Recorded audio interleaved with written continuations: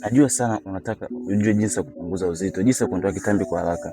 Unajua tu wengi hili ni jambo ambalo wanawake wengi, wanaume wengi linatatanisha. Yaani anatamani kweli apungue, asiwe na kitambi kabisa. Kwa hiyo yani imekuwa sugu kwa Tanzania kama vile unavyoona siasa zinavyokuwa sugu.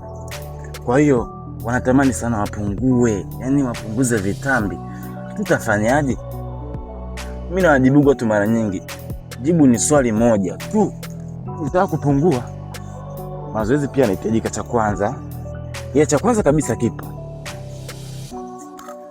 Naweza nikakwambia kwamba ili uweze kupungua, punguze kitambi, punguze mafuta. Unaona? Ili uweze kupungua, uweze kupungua, ni simple sana. Kama ukinisikiliza, ukanifollow, ukalike, ukacomment na kushare. Unataka kupungua, ni simple sana. Cha kwanza, kuna kitu kinaitwa caloric deficit. Caloric deficit ni nini? Ni kula chini ya kiwango kama kawaida unavyokulaga. Unajua watu wengi tunakula sana. Mwisho wa siku tumbo tunalifanya kuwa kama tenki la maji. Kula sana sio sifa. Kama unataka kupungua, cha kwanza inabidi ule chini ya kiwango. Ule chini ya kiwango na ule vyakula vyenye afya. Kula chini ya kiwango maana yake nini?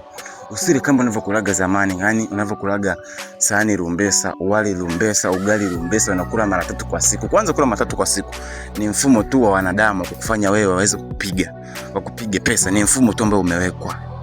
Waungishe sukari asubuhi, mchana waungishe unga, jioni waungishe tena mchele ili kusudi wapige. Ni mfumo wa wazungu. Lakini kula mara 3 kwa siku sio kwamba ndio na afya bora, ndio akishua.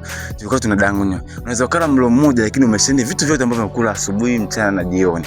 Kwa hiyo ili kupungua, kwanza inabidi uwe caloric deficit, ule chini ya kiwango, au ule mlo mmoja kwa siku ambao umecontain vitu vyote, yani ambao uko chini ya viwango, na uache kula vyakula vya ovyo, machips, majunk food, misoda, uache nao, ndio utaweza kupungua kwa haraka zaidi. Na pia utembee hatua 10,000 kwa kila siku, ambao ni sasa zaidi ya masaa mawili. Kama wewe ni mwajiliwa, unaweza kuamka saa 11 ukatembea umbali wa masaa mawili, alafu ukananili saa 1 usharudi nyumbani kwako na jiandaa kwenda kazini. Kwa hiyo ukitembea hatua 10,000 kwa siku, ukala chini ya kiwango. Yaani kula chini ya kiwango maana yake ule chakula kidogo zaidi ya uhitaji wako, ili kusudi akiba ambayo ipo kwenye mwili, hizi mafuta ziweze kutumika kufidisha kile chakula ambacho uko unakula wewe. Ndio mwisho wa siku unapungua, unaondoa kitambi.